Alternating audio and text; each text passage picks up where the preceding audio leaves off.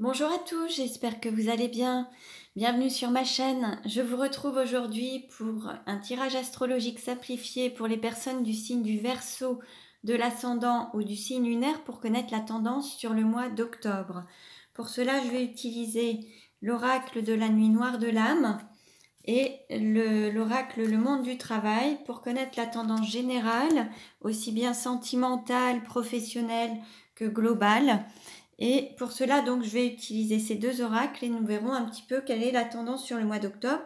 Vous pourrez également consulter les vidéos concernant vos ascendants et signes lunaires pour avoir des compléments d'information.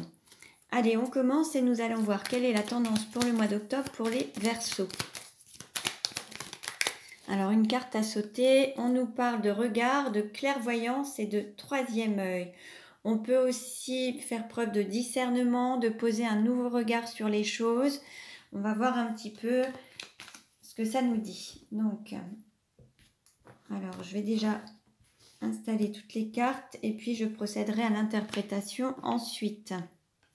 Donc, la tendance pour les Verseaux sur le mois d'octobre.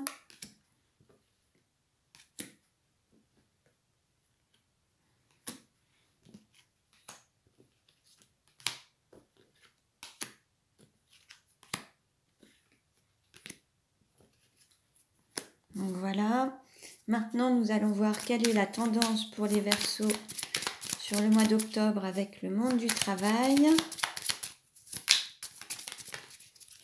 On a deux cartes qui ont sauté. On nous parle d'année sabbatique, de chômage et d'avocat, de législation. Alors il peut y avoir une histoire de prud'homme, il peut y avoir un soutien, une assistance, un service juridique par rapport à des personnes qui auraient peut-être pu être mises au chômage ou qui se retrouvent sans emploi.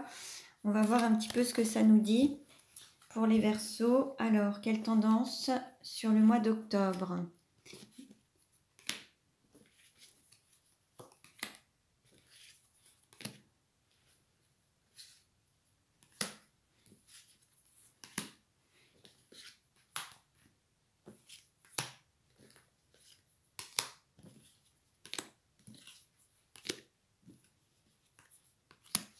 Voilà. Bon, alors, on va commencer. Je vais baisser un petit peu pour que vous puissiez voir. Voilà. Alors, pour les Verseaux, sur le mois d'octobre, on nous parle de déclaration d'amour, de demande en mariage. On nous parle d'entretien d'embauche, de rendez-vous également. Donc là, peut-être que vous êtes actuellement en train de passer différents entretiens. Il peut y avoir aussi le fait d'avoir des rendez-vous galants et de s'unir, de déclarer ses sentiments. Mais on peut aussi s'unir au niveau professionnel, en tout cas passer différents entretiens pour trouver du travail.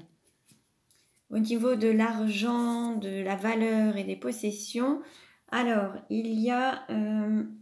pour certains qui pouvaient être éventuellement en année sabbatique, sans emploi ou en recherche de travail, on nous parle d'abondance. Donc il va y avoir quand même quelque chose qui va venir à vous. Vous allez avoir soit une abondance de propositions de poste, une abondance financière. Vous allez peut-être toucher de l'argent. Il va y avoir une abondance. Ensuite, vous avez aussi peut-être un soutien familial. Vous allez peut-être aussi... il y a peut-être aussi un lien héréditaire, un lien familial par rapport à une situation professionnelle. Il y a aussi quelque chose qui se répète de génération en génération. Il peut y avoir aussi un héritage familial. Bon, on va voir par la suite.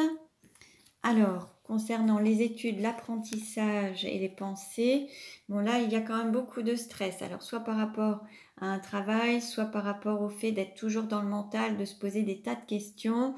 On nous parle aussi de burn-out pour certains. Certains vont peut-être passent tout leur temps peut-être soit dans le travail, soit dans leurs études, soit dans leur formation, l'apprentissage. Ensuite, au niveau amoureux, on nous parle d'amour à mi-parcours, semi-concrétisé. Il y a une rencontre qui n'est pas encore totalement concrétisée, mais qui avance petit à petit et qui va peut-être s'incarner dans la matière ou la chair. Peut-être qu'il y a eu juste une rencontre avec des flirts et ça va avancer avec plus d'engagement. Pour ce qui est de la famille, du foyer, des racines, alors on nous parle d'avoir justement... peut-être un nouveau regard par rapport à ça, de poser peut-être un nouveau regard sur certaines connaissances, sur une partie théorique, faire preuve de sagesse, de discernement. Il y a peut-être un savoir ancestral, enfin beaucoup de théories, peut-être que on accorde peut-être beaucoup de place au niveau familial à l'aspect théorique, à l'apprentissage, aux études. Peut-être qu'il y a aussi des personnes qui sont maîtres de conférences, qui sont dans l'enseignement, dans ce côté très théorique, enfin de côté aussi, voilà, dans la thèse, le fait d'avoir beaucoup d'importance à travers ce côté, oui, voilà, dans le côté apprentissage, mais dans les thèses, et un peu moins dans le côté pratique. Et là, il va y avoir peut-être un nouveau regard porté sur ce côté théorique, justement pour voilà, faire preuve de discernement en se disant qu'il n'y a pas que la théorie, mais qu'il y a aussi ce côté pratique qui est important. Ou alors, bon, on va voir ensuite. Au niveau de l'amour des enfants, de la joie, on a une opportunité à saisir, il y a une chance, et il y a un équilibre qui va se faire. On va trouver un équilibre dans la relation entre le côté familial, professionnel, matériel.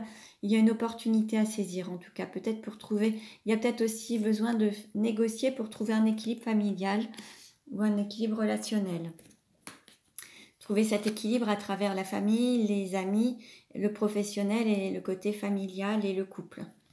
Au niveau du travail, du service aux autres, alors on nous parle peut-être d'un début, peut-être d'une procédure juridique ou alors d'un début professionnel au niveau d'un poste, d'un travail d'avocat, de soutien, de côté, oui, travailler peut-être aussi dans le domaine juridique, dans ce domaine assistance, conseil.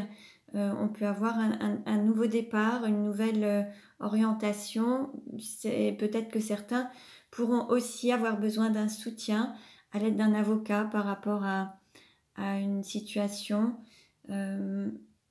On peut avoir des personnes qui s'orientent dans ce domaine ou alors des personnes qui vont avoir besoin d'une aide, d'une assistance juridique ou de médiation pour avancer sur leur parcours en tout cas.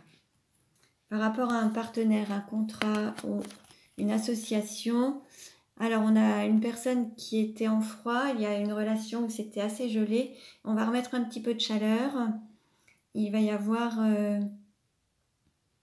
peut-être quelque chose de nouveau pour pouvoir... Il y avait peut-être des conditions qui étaient gelées à un moment, alors que ce soit par rapport à un partenariat professionnel, en tout cas ensuite il y aura peut-être eu des jobs d'été, des petits jobs, des missions d'intérim, des choses qui auront permis de retrouver un peu de baume au cœur et de se redonner un petit peu de courage, d'envie et créer de nouveaux partenariats. Il peut y avoir aussi, sur la période d'hiver, il y aura peut-être des nouveaux contrats qui pourront se manifester. On peut avoir aussi des contrats dans le sud d'une région, dans le sud de la France, dans le sud d'un pays, dans ce côté Provence, un petit peu plus de chaleur. En tout cas, il y a peut-être la volonté de déménager dans un lieu où il y a plus de chaleur. Au niveau de la sexualité ou de la métamorphose, alors on nous parle peut-être de se libérer d'une situation, de retrouver confiance en soi et de postuler à différents postes, de faire des candidatures, d'être en veille pour quitter un lieu dans lequel on est déjà engagé, pour prendre sa liberté, avoir un nouveau souffle et pouvoir se donner une autre possibilité, avoir un nouveau souffle. Donc là, on est en train de postuler, il y a un changement, des transformations pour passer à autre chose en tout cas.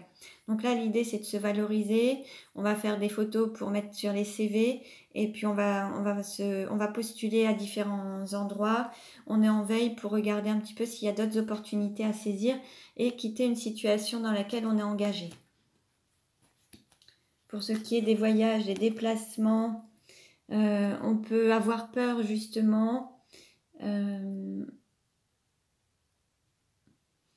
Il y a tout un travail où il y a eu cette récolte, mais il y a eu beaucoup de difficultés pour récolter justement. Il y a une direction dans laquelle il y a eu des intempéries, des choses qui n'ont pas été... là, il y a la peur de subir certaines saisonnalités ou des intempéries, peur de subir des événements extérieurs qui ne sont pas proprement dus à votre propre situation, qui sont extérieurs à vous-même en fait, que vous ne pouvez pas maîtriser, et c'est ce qui vous génère des peurs.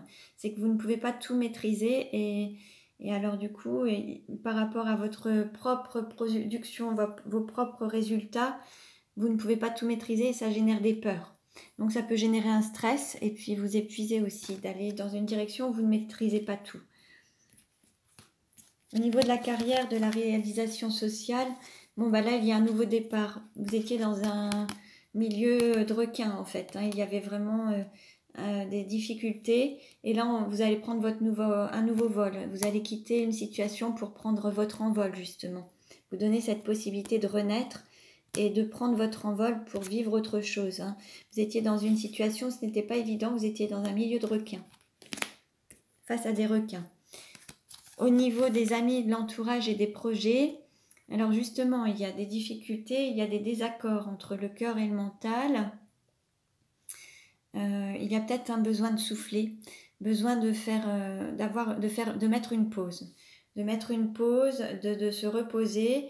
Il y a beaucoup de lutte, en tout cas, entre les pensées, les paroles, les actes et les ressentis. Il y a vraiment cette lutte entre ce que vous aimeriez faire et ce que vous faites, les peurs qui vous empêchent d'aller vers ce plein épanouissement, entre ce qu'on veut et ce qu'on fait et ce qu'on ressent.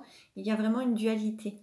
Et là, vous avez vraiment besoin d'un temps de pause pour pouvoir avoir les idées claires et pouvoir avancer. Mais il peut y avoir quelques conflits justement qui se manifestent aussi à l'extérieur dans votre entourage par rapport à un conflit, une dualité que vous avez à l'intérieur de vous. Pour ce qui est des obstacles à relever et des difficultés, des épreuves, alors on nous parle de faire une forme d'introspection, d'avoir une réflexion pour pouvoir concrétiser et matérialiser vos idées, pouvoir les ancrer dans la matière. Alors est-ce qu'il y a une femme dont il faut se méfier, ou alors une femme qui est dans l'ombre, ou une femme qui n'est pas totalement dévoilée, qui n'a pas pu être mise dans la lumière? Et là, il y a peut-être une question, le fait de se demander un petit peu comment manifester quelque chose, comment se montrer en pleine lumière, comment se concrétiser quelque chose qui était resté caché, comment matérialiser ça. Là, il y a vraiment ce besoin de réfléchir, mais pour le concrétiser. Et alors, il y a peut-être le fait de trouver un équilibre aussi entre l'ombre et la lumière, d'accepter ces parts d'ombre, de trouver un équilibre intérieur déjà pour pouvoir être en équilibre à l'extérieur. Là, c'est aussi le fait d'accueillir ces parts d'ombre, hein. Ses qualités, ses défauts. Et puis, le fait, c'est de se montrer sous son plus bel aspect, mais pouvoir concrétiser des choses qui restaient cachées, qui étaient vraiment restées cachées, non exprimées, dans une forme de dualité. Donc voilà pour vous, pour les Verseaux, pour le mois d'octobre. Donc je vous invite à aller consulter les autres vidéos concernant vos ascendants et signes lunaires pour avoir des compléments d'informations. Je vous remercie pour votre écoute, je vous dis à très bientôt et prenez bien soin de vous.